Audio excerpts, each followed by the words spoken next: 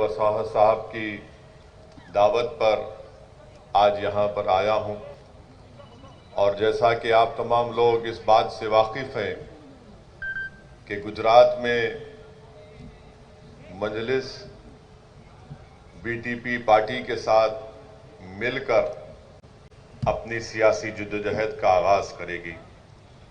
यहाँ पर जो इलेक्शन होंगे म्यूनसिपैलिटीज़ के, नगर पंचायत के, उन तमाम इलेक्शन में हम बीटीपी पार्टी के साथ रहेंगे।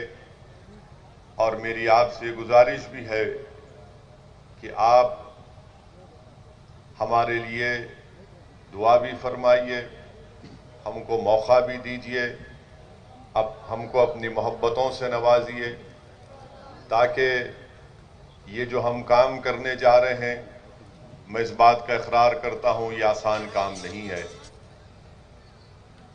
ये आसान काम इसलिए नहीं है क्योंकि बरसों से गुजरात की सियासत सिर्फ दो पार्टी की अतराफ घूमती रही।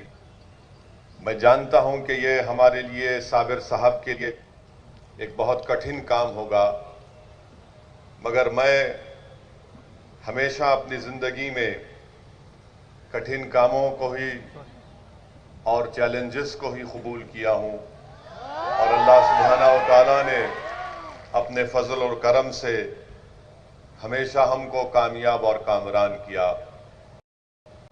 जिद्दोजहद में सख्तियाँ रहेंगी तो उस जिद्दोजहद में कुदरत की तरफ से, अल्लाह की तरफ से यकीनन और मदद आएगी। रास्ते में कांटे होंगे तो यकीनन उन कांटों से और खाक और खून के दरियाओं से गुजरने से ही हम अपने ईमान को मजबूत भी करेंगे और अपने भरोसे को भी, और साथ ही साथ हमारे दिलो दिमाग में एक नया एतमाद पैदा होगा।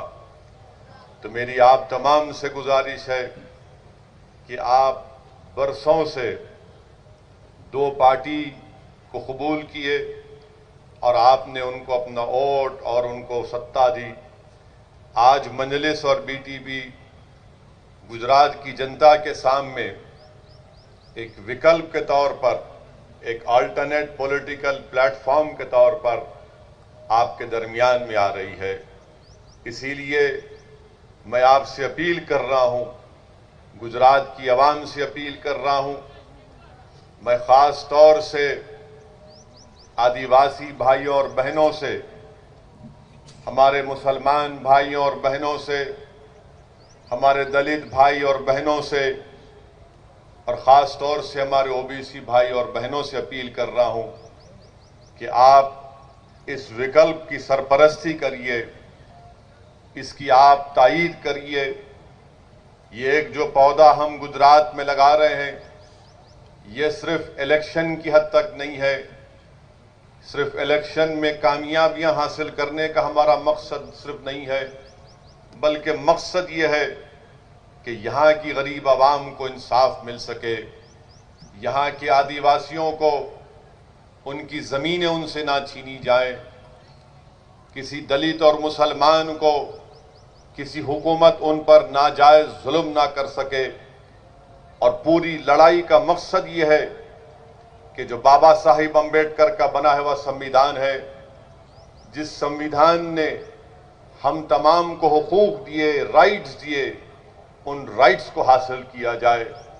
और मैं आपसे ये बताने आया हूं कि याद रखिए, हमारे मुल्क भारत की जमहूरियत की तल्ख हकीकत ये है कि अगर आप ये चाहते हैं कि आपसे इंसाफ मिले, अगर कोई आदिवासी चाहता है कि शेड्यूल 5 का इम्प्लीमेंटेशन हो, अगर कोई मुसलमान ये चाहता है कि मुझे गैर ज़रूरी किसी झूठे इल्ज़ाम में जेल में डालकर मेरी जवानी को सड़ा ना दिया जाए, अगर कोई दलित भाई हमारा ये चाहता है कि मुझे नक्सलाइट कहकर जेल में ना डाल दिया जाए, बल्कि बाबा साहेब अम्बेडकर के संविधान के तहत मुझे अपना हक मिले, तो याद रखो, सिर्फ नारे लगाने से, सिर्फ आंसू बहाने से, सिर्फ घुटन की जिंदगी गुजारने से या घर के दरवाजे और तनबियों को बंद करने से कोई आसमान से उतर कर या जमीन से निकलकर तुमको तुम्हारा हक नहीं देगा।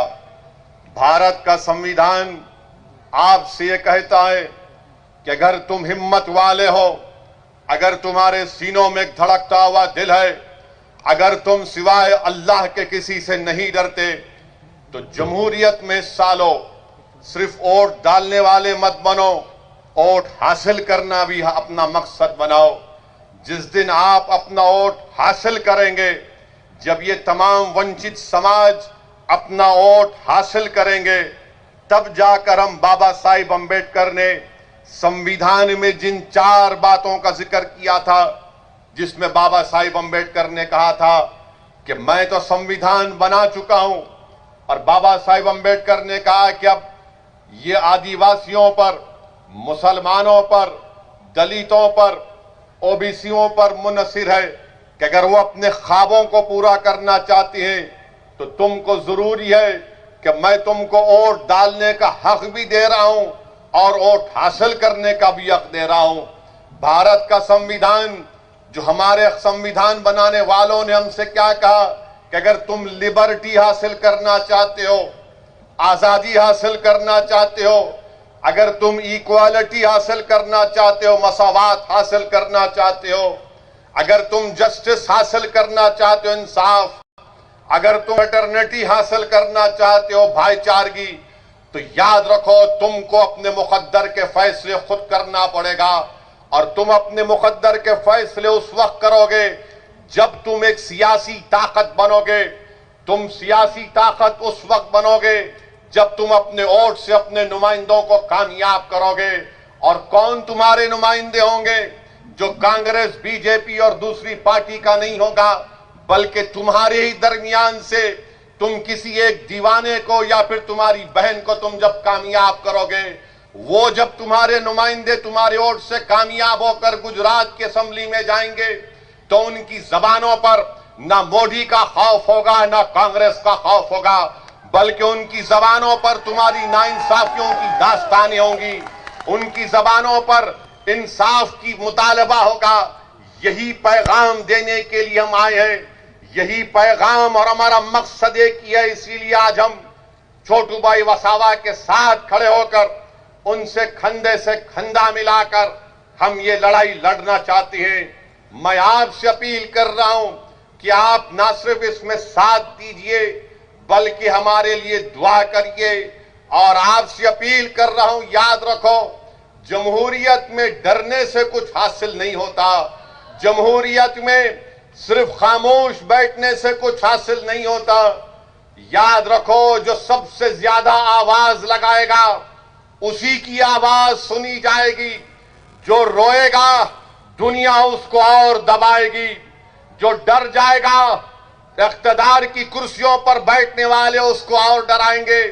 आप मुझसे सवाल करेंगे कि असदुद्दीन ओवैसी तुम क्या कह रहे हो कि जो डराएगा, जो डरता है उसको और डराया जाएगा, जो रोता है उसको और रुलाया जाएगा, और जो सबसे ज्यादा आवाज लगाएगा तो उसकी आवाज को सुना जाएगा। ऐ भरूच के जियालो, ऐ भरूच के मेरे शेरों जो तुम आज यहां पर जमा हुए, सुन लो मेरी इस बात को, सुन लो मेरी इस बात को। भारत के किसानों ने नरेंद्र मोदी की नींद को हराम करके रख दिया। वो किसान निकल कर आए, वो किसान निकल कर आए, हजारों की तादाद में निकल कर आए, नारे लगाए, दिल्ली को अपना ट्रैक्टर लेकर आया। तो भारतीय जनता पार्टी जिसके पास 300 एमपी है, आज वो परेशान है, टाई टाई उनकी हो रही है कि कैसे किसानों से मुकाबला किया जाए। वही इत्तेहाद के मजाहरे, वही जमहूरियत के मजाहरे आपको गुजरात में करना पड़ेगा, क्योंकि नरेंद्र मोदी, बीजेपी जानती है कि संसद में, विधानसभा में इनके पास इतनी ताकत है कि जो लोग चुन कर जाते हैं वो गूंगे बन जाते हैं, जिनको वोट डालकर भिजाया जाता है वो अंधे हो जाते हैं, बहरे हो जाते हैं। इसीलिए जमहूरियत आपसे मुतालबा कर रही है। अंबेडकर का संविधान तुमसे कह रहा है कि अगर तुम जिंदा कौम हो तो हरकत करो, हरकत में बरकत है। तुम्हारी खामोशी दुनिया को पैगाम दे देगी कि तुम जिंदा कौम नहीं हो। जिंदा कौम का मतलब यह है कि जिंदगी का सबूत देना है। मैं हमारे आदिवासी भाइयों से कहना चाहूंगा कि भारत के संविधान में जयपाल सिंह मुंडा ने जो कुर्बानियां दी हम उनको सलाम करते हैं।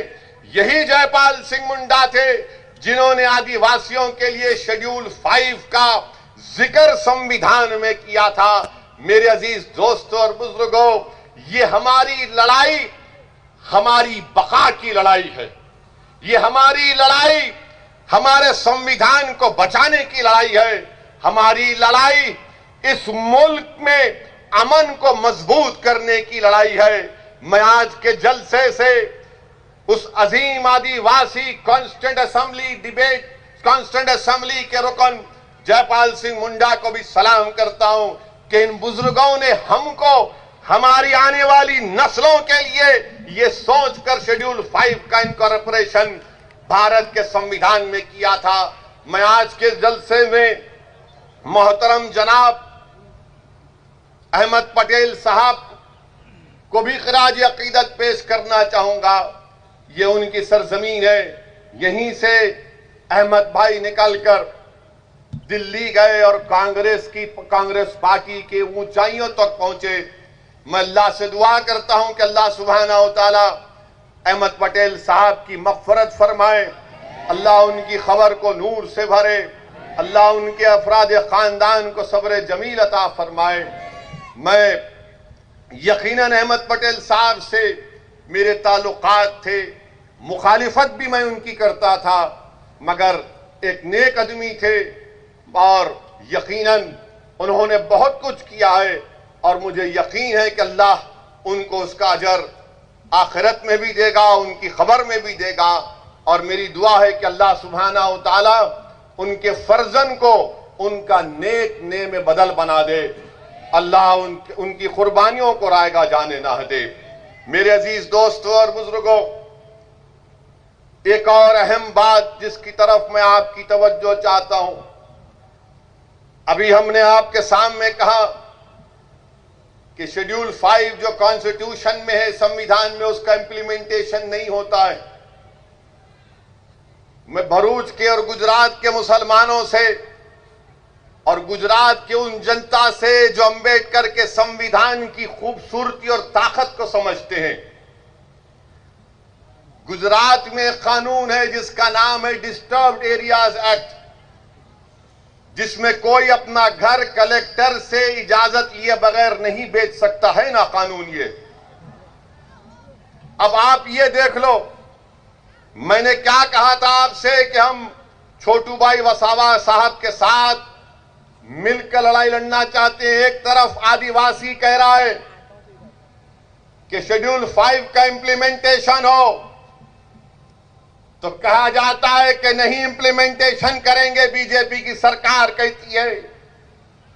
दूसरी तरफ अंबेडकर का बना हुआ संविधान कहता है कि गुजरात में डिस्टर्ब्ड एरियाज एक्ट संविधान के खिलाफ है, इसको हटाओ। तो बीजेपी कहती है हम इसको नहीं हटाएंगे। मैं अपना घर और दुकान नहीं बेच सकता हूं और तुम वहां पर शेड्यूल 5 का प्रोटेक्शन आदिवासियों को नहीं दोगे, उनकी जमीनों पर कब्जा करोगे। 121 गांवों को इको सेंसिटिव आपने करार दे दिया। पानी आपने निकाला हमारी जमीनों को लेकर और आदिवासी गांव तक पीने का पानी मुहैया नहीं किया जाता। तो आखिर कौन सा सबका साथ, सबका विकास, सबका विश्वास की बात बीजेपी कर रही है? ना शेड्यूल 5 का इंप्लीमेंटेशन होता है, ना डिस्टर्ब एरियाज एक्ट निकाला जाता है जो भारत के संविधान के पूरा खिलाफ है। Right to equality, right to life, supreme court का पुट्टुस्वामी का जजमेंट है। प्राइवेसी का जो इस कानून की धज्जियां उड़ाता है, मगर आप क्योंकि ये कमजोर है और इस पर जुल्म करना इनका मकसद है, आदिवासियों की जमीन छीन ली जाए, आदिवासियों के कल्चर को खत्म कर दिया जाए, आदिवासियों की तहजीब को खत्म कर दिया जाए। क्या ये बात सच नहीं है? बताओ आरएसएस वालों कि भारत में अगर सबसे ज्यादा डिस्प्लेसमेंट किसी का हुआ है तो आदिवासियों का हुआ है। क्या आईआईटी रुड़की की स्टडी नहीं है कि इस मुल्क में 2 करोड़ 40 लाख लोगों का डिस्प्लेसमेंट हुआ डैम के नाम पर, रिवर के नाम पर, उसमें 60% से ज्यादा तो आदिवासी है। आईआईटी रुड़की की स्टडी है।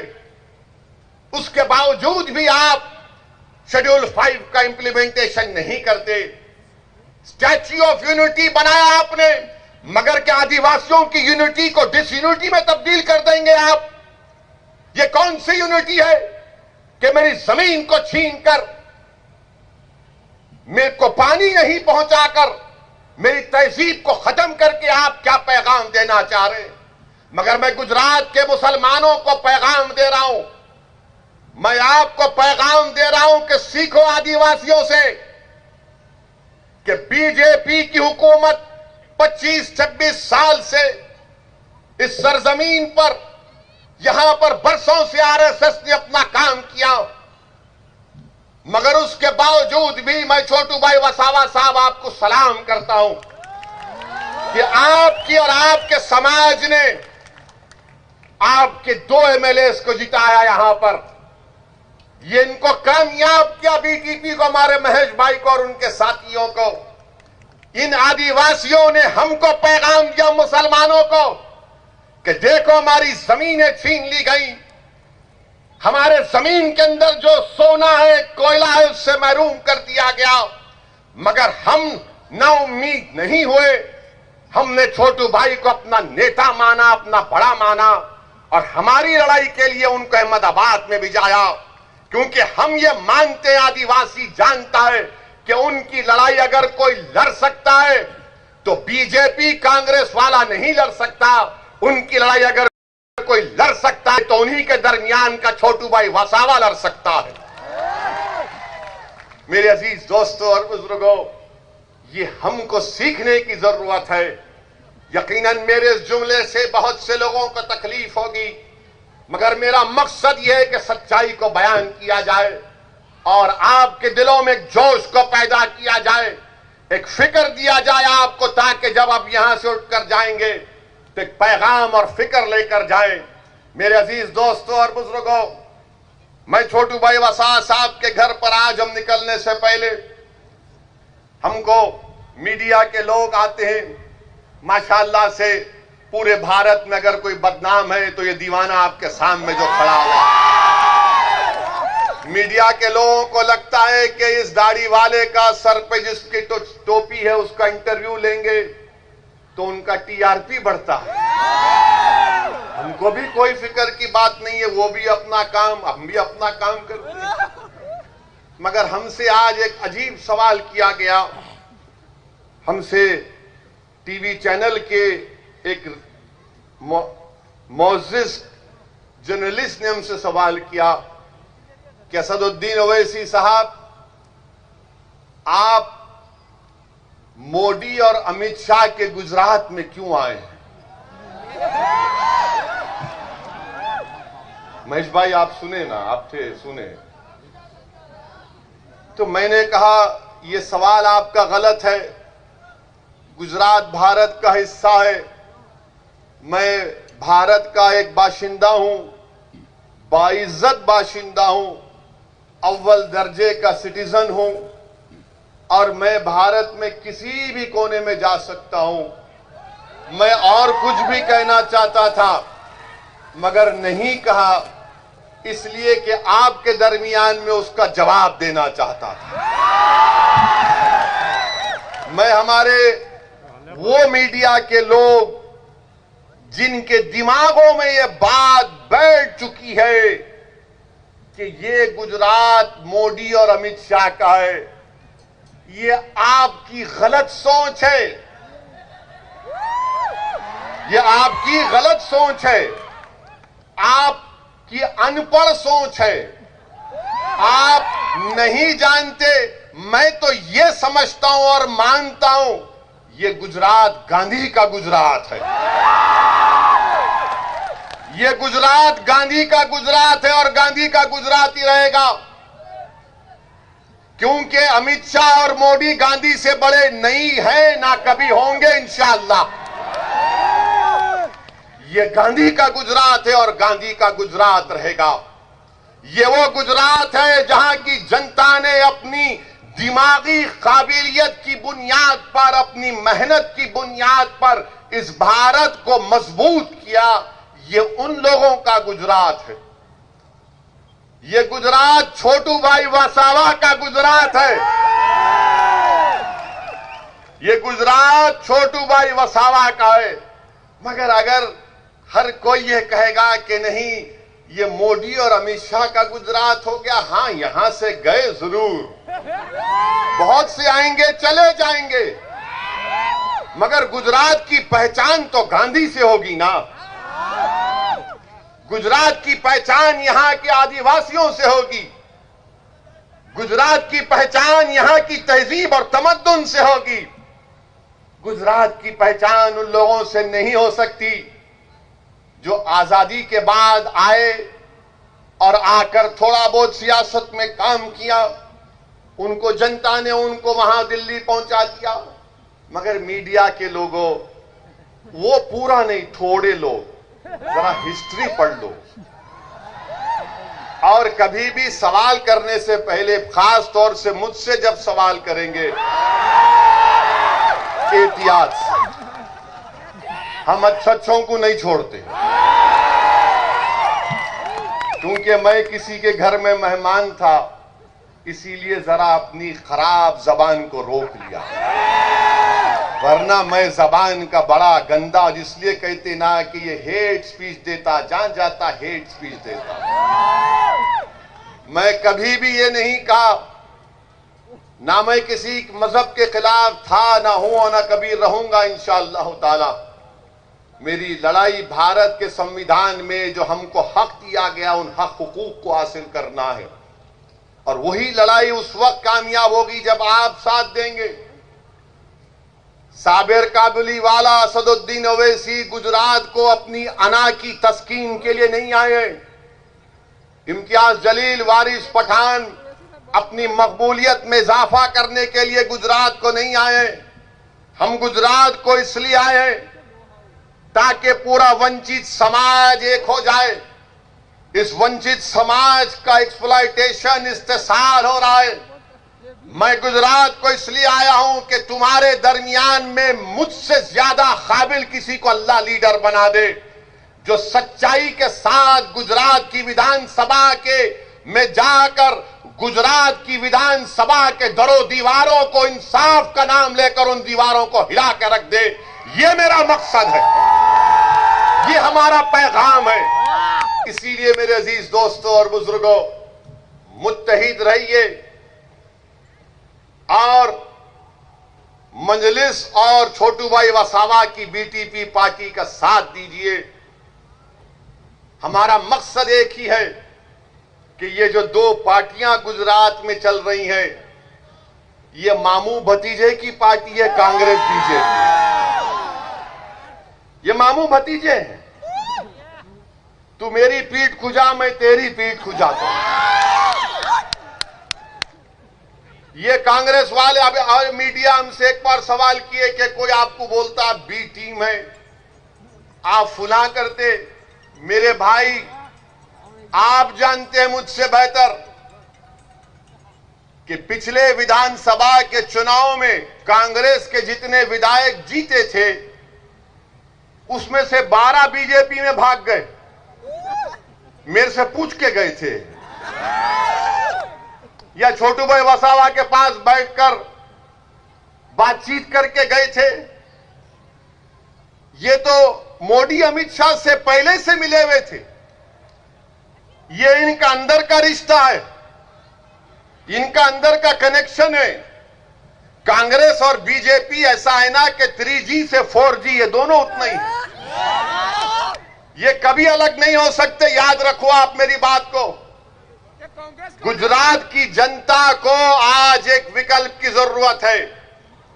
उस विकल्प और जो एक पॉलिटिकल वैक्यूम है, उस पॉलिटिकल वैक्यूम को हम पूरा करना चाहते हैं। बहुत से मसाइल हैं मुसलमानों के, आदिवासी के, दलित भाई और बहनों के, ओबीसी समाज के, मगर याद रखिए अगर हर कोई जीत कर रूलिंग पार्टी में जाकर कूद जाएगा तो उन गरीबों का कोई फायदा नहीं होगा। मैं आपको बता रहा हूं कि अगर कोई ये समझता है कि मैं एमएलए बन गया, मैं रूलिंग पार्टी के साथ चला जाऊंगा तो मेरा कोई फायदा हो जाएगा, नहीं होगा। क्यों नहीं होगा? उसकी मिसाल तुम्हारे सामने छोटू भाई वसावा है। 7 बार के एमएलए, कई बार इनको एनकाउंटर करने का ऑर्डर निकला, जेल की सलाखों में डाला गया, मगर मैं फिर से आदिवासियों को सलाम करता हूं कि उन्होंने दीवार की तरह, एक शीश पिलाई हुई दीवार की तरह अपने लीडर का साथ नहीं छोड़ा और कहा कि सत्ता की जरूरत नहीं है। छोटू भाई वसावा और महेश भाई, तुम जाओ असेंबली में जाकर हमारी लड़ाई लड़ो, हमारे दिलों में जो छुपा हुआ गम है उसको बयान करो, हमारे आंख में आंसू आने मत दो, हमारे बच्चों के हौसलों को बुलंद रखो। तुम लड़ाई लड़ो, जीत हार तो ऊपर वाला तय करेगा, मगर मर्दानगी वो है जो इख्तिदार के सामने खड़े होकर उनकी आंख में डालकर कहे कि नरेंद्र मोदी, तुम्हारा CAA का कानून, तुम्हारा ट्रिपल तलाक का कानून, तुम्हारा UAPA का कानून ये संविधान के खिलाफ है। हिम्मत और हौसला और हक को बयान करने का मकसद एक ही है ताकि तुमको पैगाम मिल जाए कि जब अगर कोई 2 MP भी हो और बीजेपी के 300 हो तो मोदी की हुकूमत के सामने सच्चाई को बयान करने के लिए जो काम गांधी ने किया था कि सफेद फार्म हुकूमत के उस गलत कानून को गांधी ने फाड़ा, तो तुम्हारा ये दीवाना बीजेपी के 300 MP के सामने CAA कानून को फाड़ कर रख दिया। ये काम करना है। मिनिस्टर बनना, गाड़ी पर टाई टाई लाल लाइट आ जाना, ये हमारा मकसद नहीं है। 70 साल से इन्हीं लोगों ने हमको धोखा दिया। तुम्हारा वोट लिया, दिल्ली गए, तुमको धोखा दिया। तुम्हारा वोट लिया, गुजरात की विधानसभा में गए, 2002 का फसाद हुआ तो गूंगे बनकर बैठे रहे। इसीलिए मेरे अजीज दोस्तों और बुजुर्गों, मेरी इज्जतदार मां और बहनों, इत्तेहाद को पैदा करिए। हां, इस बात को तैयार हो जाइए कि मेरे आज और छोटू भाई वसावा साहब के हमारे इस जलसे के बाद कल से तमाम के तमाम ये जितने दल्ले हैं, ये जितने चमचे हैं, ये जितना मुर्दार का इंसान का गोश्त खाने वाले गीबत शुरू करेंगे। तो देखो वो भड़काऊ भाषण दिया था, वो ऐसा बोला था। अरे याद रखो, मेरी तकरीर में एक पॉइंट भी कोई संविधान के खिलाफ नहीं है, ना है ना रहेगा। मैं थोड़ा बहुत कानून जानता हूं और कानून का लिहाज करना ये मेरी जिम्मेदारी है। कानून की इज्जत करना ये हम तमाम की जिम्मेदारी है। और वही कानून हमसे कहता है कि जब तुम आवाम के दरमियान में जाओ तो सच्चाई को बयान करो, अल्फाज को चाप कर बयान मत करो। ये हमसे नहीं हो सकता, ना कभी हुआ है ना कभी होगा इंशाअल्लाह ताला। अहम बात जो आपके सामने रखना चाहूंगा मेरे अजीज दोस्तों और बुजुर्गों, मजलिस के ताल्लुक से हम बिहार का इलेक्शन लड़े तो जैसा हम बिहार में गए सब शुरू हो गए, बैंड बाजा पार्टी शुरू हो गई कि देखो ओवैसी आया है, मजलिस आई है और मजलिस वोट काटेगी। हम 20 कैंडिडेट लड़े, 20 में 5 हमारे कामयाब हुए और कहां से कामयाब हुए बिहार में? सीमांचल की सरजमीन से। बिहार में सबसे पसमानदा इलाका, बल्कि पूरे भारत का अगर कोई पसमानदा इलाका है तो सीमांचल का इलाका है। वहां की गरीब जनता ने हमको आशीर्वाद किया, हमको अपनी मोहब्बतों से नवाजा और हमको कामयाब किया। जब मजलिस के मुखालिफ लोग सीमांचल में मजलिस के खिलाफ पैगाम और मुहिम चला रहे थे, तो वहां पर हमारी मां और बहनों से मुलाकात की और कहा उन मुखालिफिन ने कि मां तू किसको वोट देगी? तो उस मां ने कहा पतंग छाप को वोट देंगे। बोले कौन पतंग छाप? तो उस मां ने कहा जिसके सर पे गोल टोपी है उसको वोट देंगे। तो उन मुखालिफिन ने कहा अरे वो तो सत्ता में नहीं आएगा। तो उस मां ने कहा सुनो इस बात को, उसीलिए तो उसको वोट दे रहे हो, उसको सत्ता से मोहब्बत नहीं, उसको इंसाफ के लिए लड़ना है, उसको हमारी आवाज बनना है। ये काम आपको करना है। आपने सबको मिनिस्टर बनाया, मंत्री बनाया, संतरी बनाया, ये तमाम के तमाम कंत्री निकले।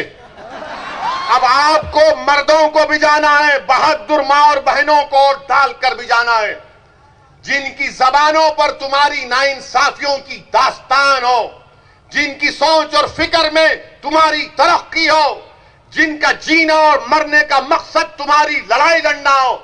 इसीलिए मैं आपसे कह रहा हूं कि जिस तरह बिहार की जनता ने मजलिस के 5 उम्मीदवारों को कामयाब किया, मेरी आंखें वो दिन देख रही हैं इंशाअल्लाह ताला हम छोटू भाई वसावा के साथ गुजरात में इंशाअल्लाह ताला अपनी एक सियासी हैसियत को बनाएंगे और एक ताकतवर हैसियत को बनाएंगे यहां पे इंशाअल्लाह ताला। मेरे अजीज दोस्तों और बुजुर्गों, 20 सीट 5 हम जीते, 9 पर कांग्रेस और आरजेडी कामयाब हुए, 6 पर एनडीए कामयाब हुई। और वो 6 जो एनडीए कामयाब हुई, उनका जो कुल वोट था हमारे वोट से बढ़कर था। जब मैंने ये तमाम चीजें डाल दी तो ये लोग जो डरते हैं ना, जो मजलिस की मुखालिफत क्यों करते हैं, वो इसलिए करते हैं कि वो हमेशा तुमको गुलाम बनाकर रखना चाहते हैं, तुमको डरा कर रखना चाहते हैं, तुमको खौफ दिलाकर रखना चाहते हैं कि अगर तुम हमसे हटकर किसी को वोट दोगे तो तुम्हारी जिंदगी को खतरा, अगर तुम हमसे हटकर किसी का साथ दोगे तो तुम्हारी मस्जिद को खतरा, अगर तुम हमसे हटकर किसी को वोट दोगे तो तुम्हारा जीना मरना या तुम्हारे इलाके में डेवलपमेंट नहीं होगा। मेरे भाई याद रखो मेरी इस बात को, मैं भी थोड़ा बहुत उलेमाओं के पैरों के पास बैठकर उनकी जबान से सुनाऊं कि जब हशर के दिन अल्लाह सबको जमा करेगा, जिसमें तुम और हम भी शामिल होंगे, उनसे पूछा जाएगा कि बताओ तुमने दुनिया में कितने दिन गुजारे। उन तमाम से पूछेगा रब्बे करीम, तो सब पुकार कर कहेंगे अल्लाह एक दिन गुजारा था हमने। और तुम उस एक दिन के लिए, तुम सिर्फ इस एक दिन के लिए डरोगे, तुम सिर्फ उस एक दिन के लिए इन बातिल ताकतों के सामने अपना सर को झुकाओगे, तुम सिर्फ एक दिन के लिए अपनी आंख में आंसू लाओगे उनके खौफ से नहीं। अगर एक दिन जीना है तो अल्लाह के खौफ से आंसू पैदा करो, अगर एक दिन जीना है तो हिम्मत से गुजारो, अगर एक दिन जीना है और जिएंगे एक दिन तो इज्जत से गुजारो, और इज्जत से गुजारो और इज्जत से जाएंगे इंशाअल्लाह ताला। मेरे अजीज दोस्तों और बुजुर्गों, ये इसलिए कह रहा हूं, ये इसलिए कह रहा हूं कि सोचो मेरी इस बात को, सोचो मेरी इस बात को, सोचो मेरी इस बात को। अब डरना किसी से नहीं है, जमहूरियत है, संविधान सबके लिए बराबर है। हां तकलीफ होगी, रास्ते में कांटे बिछाए जाएंगे, मसाइब का मुश्किलात का सामना करना पड़ेगा, मगर सुनो दीवानों, रसूलुल्लाह सल्लल्लाहु अलैहि वसल्लम के गुलामों सुनो, तुमने सुना होगा उलमाओं की जबानों से कि कमली वाले ने कहा था कि सबसे ज्यादा मुझे सताया गया है, उसके बाद किसी को इतना नहीं सताया जाएगा। मेरे अजीज दोस्तों और बुजुर्गों, अपनी हिम्मत और हौसलों को बुलंद रखो। क्या तुम नहीं देखते कि हमारी तारीख में ऐसे ऐसे वाकयात हैं, तारीख के किताबों में, सीरत की किताबों में वाकयात हमारे सामने हैं। हजरत बिलाल को गरम गरम रेत पर पत्थर रख दिया जाता था, और जब अल्लाह ने उनको इज्जत दी, कैसे इज्जत दी, कहा कि आका ने फरमाया कि बिलाल काबे की छत पर खड़े हो जाओ और अज़ान दे। ये होता है मसाइब और मुश्किलात से गुजरना पड़ेगा, और वही लोग कामयाब होते हैं जिनमें इत्मीनान होता है, जिनमें भरोसा होता है, जिनमें हिम्मत होती है। और हमको और आपको यही काम करना है। मैं हमारे बुजुर्गों से अपील करूंगा, जो मेरी गुफ्तगू को बहुत ज्यादा पसंद नहीं करते, मगर मैं हमारे बुजुर्गों से हाथ जोड़कर अपील कर रहा हूं, क्या आप भी इन बच्चों का मुस्तकबिल अपनी जवानी जैसा तुमने गुजारने दोगे? हमारे बुजुर्गों से अपील कर रहा हूं कि इन बच्चों के लिए, आने वाली नस्लों के लिए, ये आने वाला कल उनका होगा, उनके अच्छा बनाने के लिए, उनके हुकूक को हासिल करने के लिए, भारत की जमहूरियत को, भारत के संविधान पर और अटूट भरोसा पैदा करने के लिए मैं आपसे अपील कर रहा हूं कि छोटू भाई वसावा की बीटीपी पार्टी का साथ दीजिए, मंजलिस का साथ दीजिए। ये तो शुरुआत हुई है गुजरात से, अभी यहां से हम शुरू करेंगे। अभी तो पहला कदम नहीं पड़ा और दुश्मन कांपना शुरू कर दिया।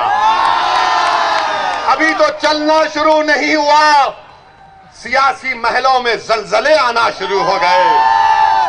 अभी तो दौड़ना शुरू नहीं किए तो मातम शुरू हो चुका है। ये गुजरात से जाएगा, गुजरात कवर करेगा इंशाअल्लाह, राजस्थान भी जाएंगे इंशाअल्लाह ताला, राजस्थान भी जाएंगे। वहां पर धोखा किसने दिया छोटू भाई वसावा को? किसने दिया? आपको मालूम क्या किया कांग्रेस और बीजेपी ने, मामू भतीजा पार्टी ने? आज से इनका नाम मामू भतीजा पार्टी।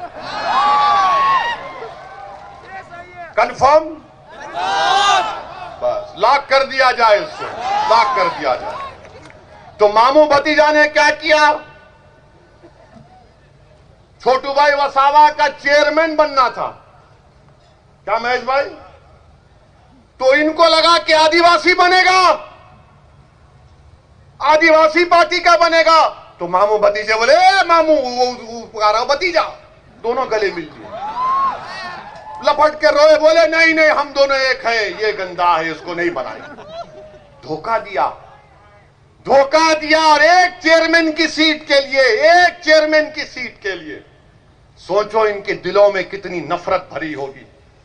सोचो ये क्या आपको ताकतवर बनाएंगे। इसीलिए कह रहा हूं कि हमको गुलाम बनाकर रखना चाहते हैं। मैं आपसे कह रहा हूं कि आप मंजलिस का, बीटीपी पार्टी का साथ दीजिए। गुजरात की सियासत में एक नई तारीख हम रकम करेंगे। कल तक जो लोग एक टेबल पर, एक कुर्सी पर पैर पे पैर डालकर हमारे मुकद्दर का फैसला करते थे, आज एक और कुर्सी उसके सामने पर रखी जाएगी। उसमें महेश भाई और बैठेंगे और बैठकर कहेंगे, ए रुक जाओ साहिब, एक और कुर्सी डालो, साबिर भाई तू भी बैठ।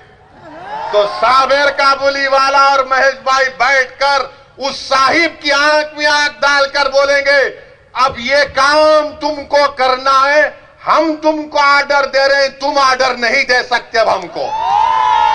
ये जमहूरियत में होगा, वो दिन आएगा इंशाअल्लाह ताला। हो सकता है कि मेरी जिंदगी में आए, मगर आएगा इंशाअल्लाह ताला। मुझे अपनी जिंदगी का भरोसा नहीं है, मैं कब चला जाऊं, कब बुलावा आ जाए, मगर जब तक अल्लाह मुझे इस दुनिया में जिंदा रखेगा, मैं ये बात करता रहूंगा। गरीब और मजलूमों के इंसाफ का मुतालबा करता रहूंगा।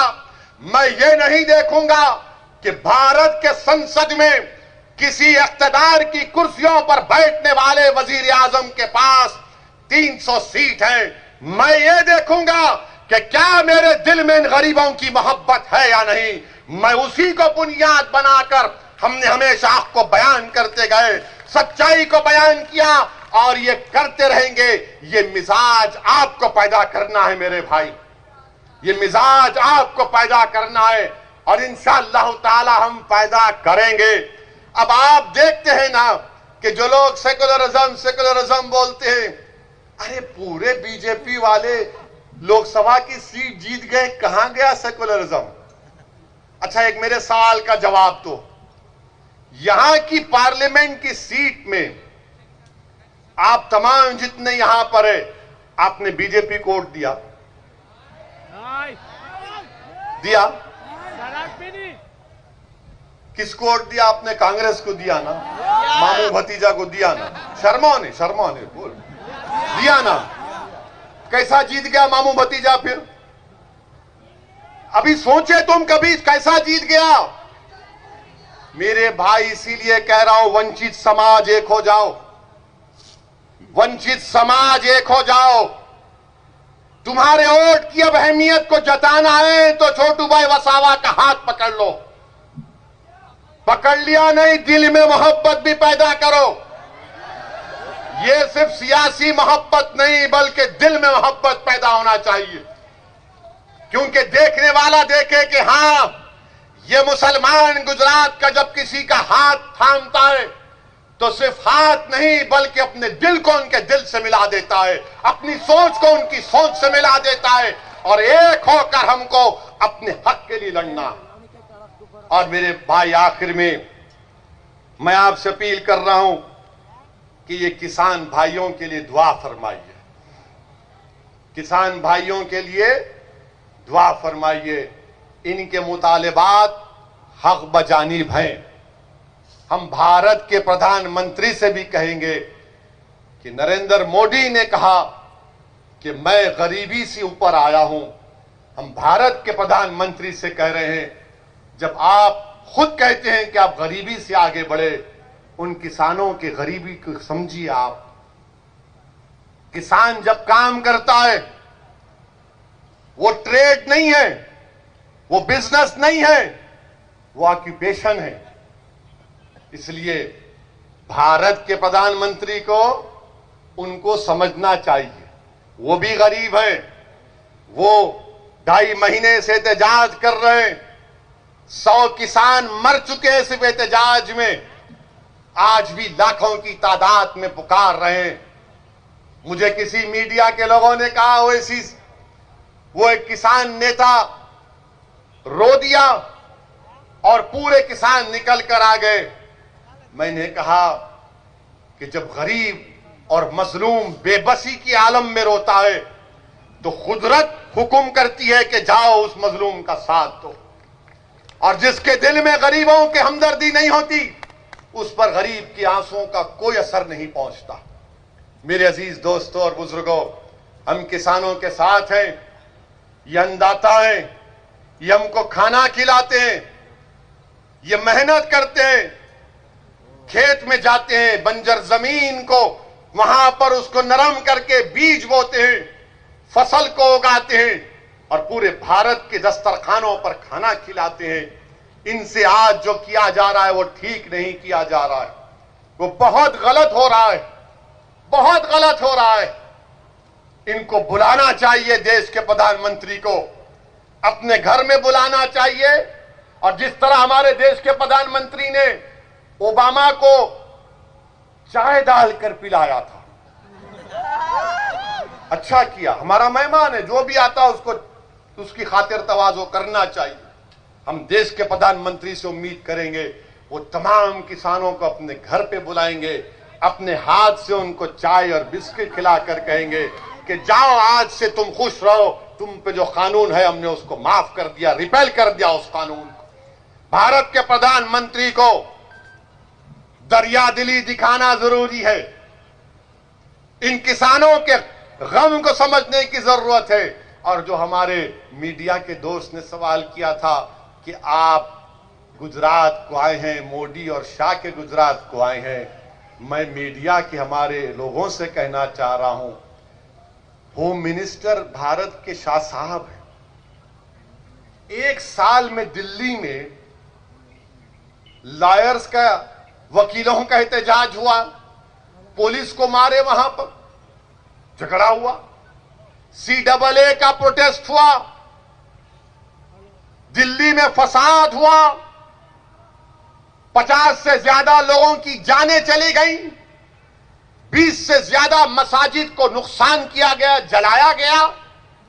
अब फिर दिल्ली में 26 जनवरी को गड़बड़ हुई है। ये 56 इंच का सीने की सरकार है, कई की सरकार। मीडिया वाले आके बोलते 26 जनवरी को ऐसा हुआ, बोलो क्या बोलना है। Mister Owaisi, 26 January violence happened, what is your comment. अरे हम ही दूल्हे नजर आते आप जाकर ये क्यों नहीं पूछते होम मिनिस्टर साहब से, शाह साहब बताओ क्यों हुआ गड़बड़। ये नहीं पूछेंगे, नहीं पूछेंगे, इसलिए नहीं पूछेंगे, पूछेंगे तो क्या होगा, हमारा क्या होगा। नहीं नहीं नहीं, इससे पूछते, दाढ़ी वाले से, ये दाढ़ी वाले से पूछेंगे जिसके सर पे टोपी है, मगर जो होम मिनिस्टर है उससे नहीं पूछेंगे कि एक साल में इतनी 3 गड़बड़ क्यों हो गई। अरे क्या जाति जाने दो ना, मगर नौकरी किस लिए कर रहे हैं। नौकरी तो सवाल पूछने के लिए कर रहे हैं ना, मगर ये मीडिया वाले भी जानते हैं मार्च के बाद इनकी पूरों की नौकरियां जा सकती, क्योंकि देश में इकॉनमी नहीं है, बड़े बड़े टीवी चैनल, अखबारात में पैसा नहीं है तनख्वाह देने के लिए। उनको देखो सर हिला रहे हैं, सही कह रहा है, बोल रहे हैं, वो जानते हैं बहुत से मीडिया के लोगों की नौकरी जाने वाली है मार्च के बाद। अब आप बीजेपी से पूछेंगे क्या हो रहा है देश में, तो बोलेंगे तुमने देखा नहीं मोदी जी ने क्या कहा। मोदी जी ने कहा कि मित्रों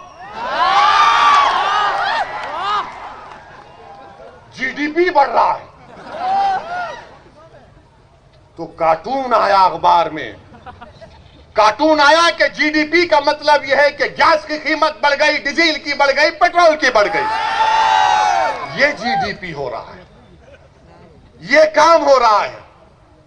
पूरे गुजरात में लॉकडाउन के बाद कारखाने बंद, लेबर परेशान, सूरत में डायमंड का कारोबार ठप, अहमदाबाद में टेक्सटाइल इंडस्ट्री डाउन। तो क्या चला रहे, लड़ाओ लड़ाओ लड़ाओ लड़ाओ लड़ाओ लड़ाओ। अब कोई नहीं लड़ेगा। अब इंशाअल्लाह ताला वंचित समाज जान चुका है कि आज हमारा इस्तेसाल किया जा रहा है। इसीलिए मेरी आपसे अपील है, मुत्तहिद रहिए। अब मुझे यहां से अहमदाबाद भी जाना है, इसीलिए आपसे इजाजत चाह रहा हूं और वादा कर रहा हूं कि इंशाअल्लाह ताला दोबारा फिर आऊंगा और अल्लाह जब तक जिंदा रखेगा बार बार आता रहूंगा। भरूच को आऊंगा, आपके दरमियान में रहूंगा। आपसे इल्तिजा है, गुजारिश है कि इस इत्तेहाद को कामयाब करिए। शुक्रिया। अस्सलाम वालेकुम व रहमतुल्लाहि व बरकातहू।